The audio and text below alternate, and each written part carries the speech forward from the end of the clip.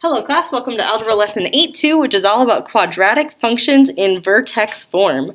By the end of this lesson, you should be able to graph quadratic functions using vertex form.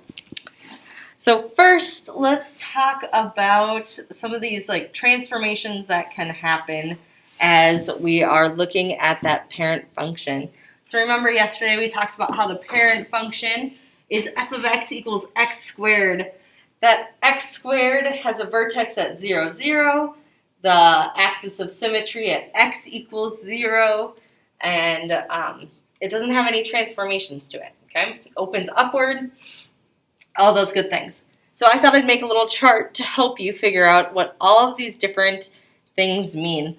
So if you have f of x equals x squared plus a number, that means the whole graph or the vertex is moving up that many units. If you have x squared minus k, its vertex is moving down. Okay, so that's just like your absolute value was, where if you have plus or minus a number at the end, that means it's moving the whole graph up or down.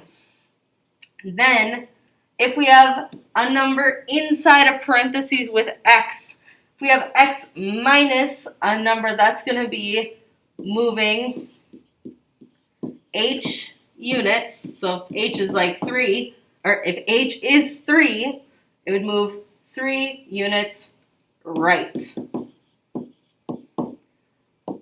And then if we have x plus h, that's when you move h units left.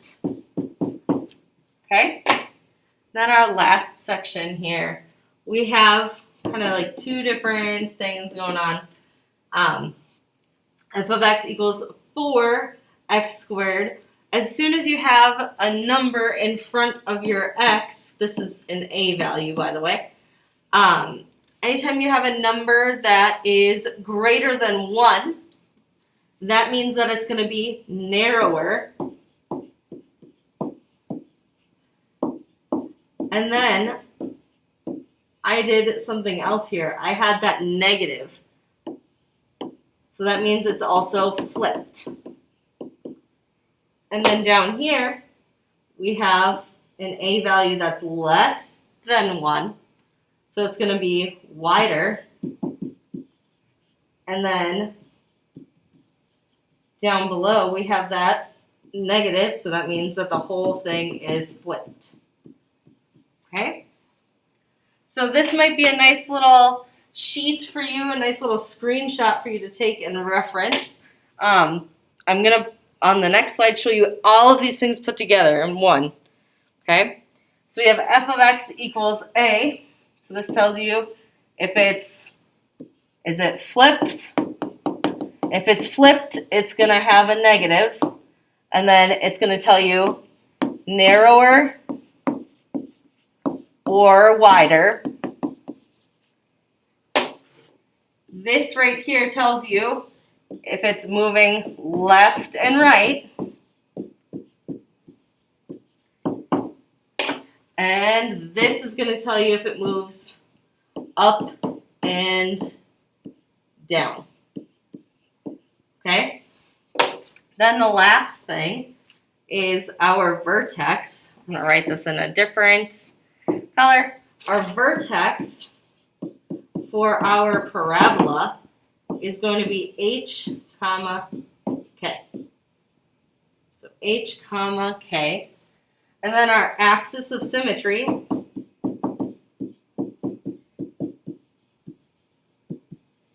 is always going to be an equation, and it's going to be x equals whatever number is your x value for your vertex. Okay, so your axis of symmetry is always x equals whatever that number is. This is another really good thing to have a screenshot of to reference as we move forward. Okay, now I'm going to show you how to graph. All right, so first of all, we have this function here. It says graph the function f of x equals 6x squared. So what I would start with is I see that I don't have any parentheses around my x, so it's not moving left or right.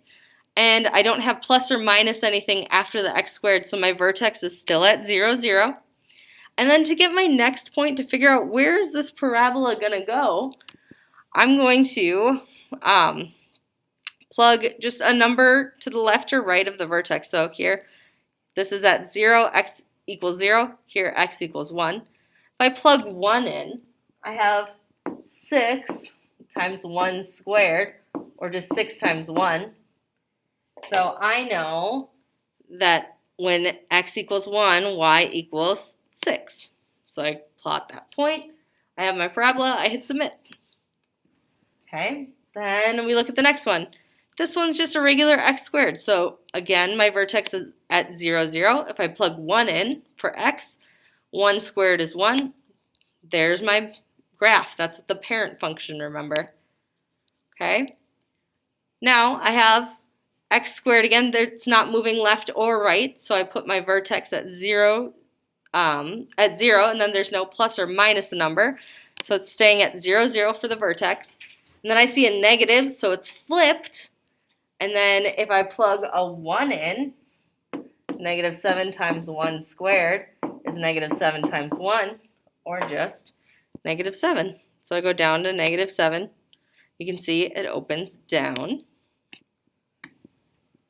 All right, then I have just a negative x squared. I'm not moving left or right for my vertex, so I'm going to put a point at 0, 0.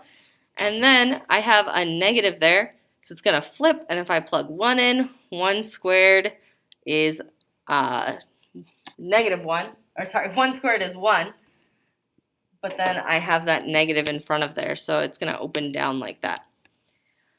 All right, now you can see I still don't have anything with my x, but it's going to move from 0, 0 down to 0, negative 2 for my vertex. And then if I plug 1 in for this, if I do 8 times 1 squared minus 2, I have 8 times 1, which is 8 minus 2, which is 6. So when x equals 1, y equals 6. There is my graph. Okay, now I'm going to try this one. You can see I'm going to move. I have an x plus 6. That means I'm going to move to the left 6. And then I don't have plus or minus anything after, so I put a point there. And then I just test a point to the left or right. So here, I'm going to just go over to negative 5. So I always choose either the one directly to the left or the one directly to the right when I'm testing to see where my next point should be. So negative 5 plus 6 squared, so negative 2. Negative 5 plus 6 is 1 squared. Negative 2 times 1, or just negative 2. So the reason I choose to just do 1 point to the left or right is because then I end up with a lovely 1 right here. Okay? So that happens because I choose something right next to my vertex. So I click submit. And now I'm going to skip a little bit ahead so that way we have all of the things, okay? So this matches that equation I just told you on the Smart Notebook presentation to copy down. I said f of x equals a value a, and then x plus 6 minus 3. Oh, sorry, x minus h, and then we had plus k. I cannot write to save my life today. My apologies. All right, so my vertex is at hk. So in this question, I have plus 6. That means that my vertex is at negative 6, comma, and then I have a negative 3. So my first point I plot is at negative 6, negative 1, 2, 3, right there. And now I have to figure out where to go from there.